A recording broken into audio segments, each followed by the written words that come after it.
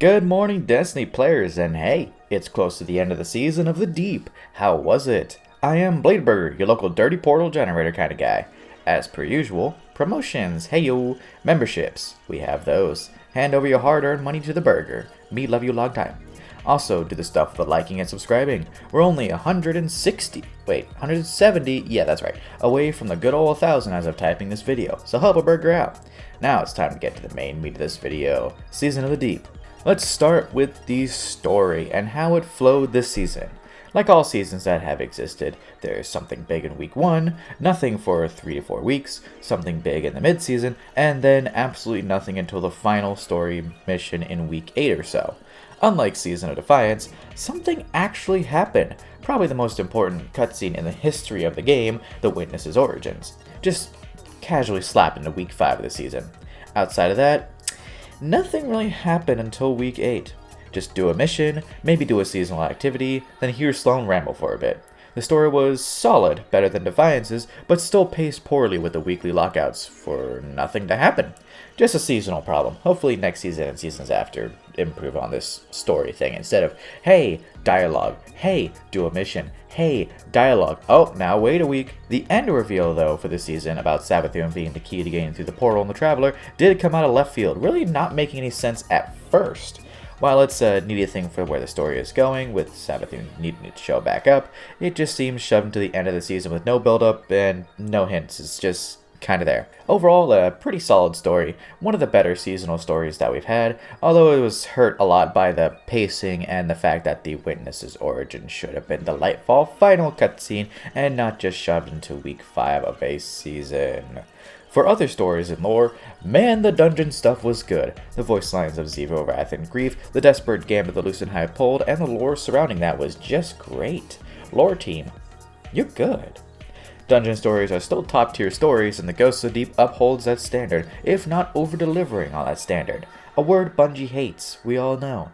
But players love it when Bungie over-delivers. Do that more. Speaking of over-delivery, you know what didn't over-deliver?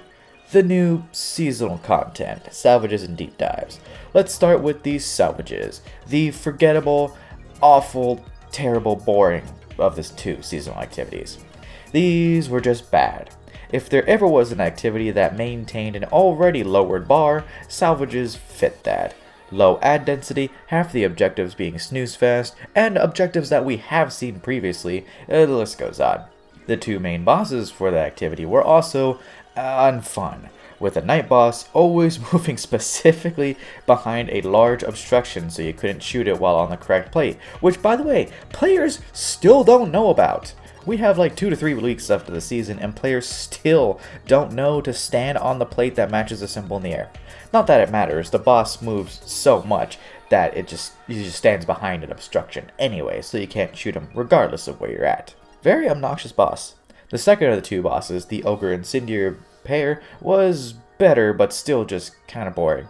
Nothing interesting, just a big crit spot on its back. The amount of golden gun shots I have wasted because he turned slightly, it's just so innovative, really raising the bar here, Bungie. This season could have launched without salvages, in all honesty, because the second activity that was added was much better. Deep dives. 3 arenas with different tasks that grew more difficult as you went, with a boss at the end. Optional presser trials to make them harder for more loot, and roguelike buffs at each section. They are good, genuinely, even with the tasks being ones that we've seen a dozen times in Destiny before. Kill enemies, pick up ball, dunk ball. The engaging part was the difficulty. The big issue with deep dives, however, was that they became very unplayable not too far into the season.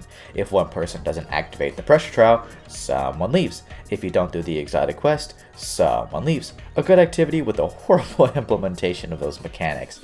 Honestly, they should be separate from the main matchmade one. They're good, just, players leave all the time. It's funny, we are almost like, 2 weeks until the end of the season as of this video going live, and I don't even have the exotic yet. That's how much I checked out of deep dives and the game in general. I just don't have the exotic yet. As for fishing, it was fun the first day, but became a chore after that. Shouldn't really have been tied to the exotic quest of all things. But now let's talk about loot, which was all pretty mid. The best thing from the season's loot? The Battle Pass exotic. The centrifuge was really good. The rest of the loot is just meh. All of the craftable weapons are underwhelming because they refuse to give a crafted stasis primary demolitionist, come on Bungie, and the Reckoning reprisals are outclassed by weapons that already exist. You're telling me to use a bug-out bag when I have a crafted Callus mini tool? Come on, no. Seasonal loot typically has 1 to 2 standout weapons that make waves in the community, becoming staples and loadouts for a while. Retrofit Escapade, Callus mini tool, that one Arc Scout from Season of Plunder come to mind. This season has nothing. They're all forgettable. I crafted them anyways because I'm a casual completionist. Last Wish reprised loot was really where the good weapons are. I've only crafted one of them so far, but I need to craft that 360 auto. I need it. But, well, my clan is pretty much checked out of the game now, which is understandable. Now let's talk the dungeon. Technically not part of the season, as it's in the awful dungeon key thing, but a definite highlight of the season as a whole. Ghosts of the Deep. What a great dungeon. Dungeons have come a long way since their inception in Forsaken with Shattered Throne.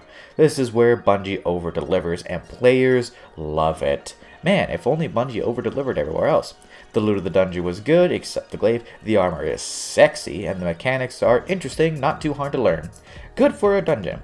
Boss health being too high is the only issue I would have with it, but also it costs too much money to buy them individually. It should just be part of a season again. And now, the final part of the season. Solstice of meh. I really don't have much to say about it. It was pretty boring. The rocket launcher was terrible. The armor's pretty nice, but the activity was just a worse version of previous iterations of the same activity. Not much to say. I've been praising this season a good bit, besides salvages, so why does the season feel so bad? It's a good season, but I've never felt this checked out of the game. It's just this season in particular. Even Plunder I played more. Why is that?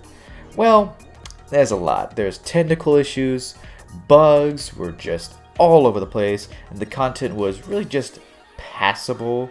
But what really summed it up was the state of the game that released yesterday. I'm typing the script on Friday, by the way, and voicing it on Saturday. I do work ahead. The state of the game was just awful. It just spelled out what we already knew, but didn't want confirmed. That Bungie isn't going to invest in free content anymore like Gambit and Crucible. It's all about the paid content. The state of the game is still fresh in my mind, and I can't help but think, 3.6 billion for this? Armor is too expensive? My brother in Traveler, you added 5 armor sets, all locked behind paid content, and 1 free event armor in this season alone. Yeah, right, too expensive. I bet you we're going to get another $20 bundle in Eververse though, but 1 free armor set for playlists is just a recolor across all 3 core playlists is too much? Give me a break. How about Gambit, huh? Instead of actually doing something with the mode, Bungie seemingly blamed the players for not interacting with it enough, which is why they're killing it. Wow, it's almost like we need something new to engage with it instead of the same 4 maps we've had for 6 years. Oh, but it's okay, we're getting 1 map. But it's one of the maps that already got taken away from us. Gambit is dead, and Bungie killed it and put it on the players. It's okay though, we still get tons of content behind paywalls every 3 months, but this $3.6 billion company can't, I don't know, hire more people to work specifically on Gambit? After the state of the game, my hype for Final Shape dropped off the cliff, and my hype for Marathon is actually completely gone. I will not be buying Marathon if this is how Bungie treats Destiny, their flagship game.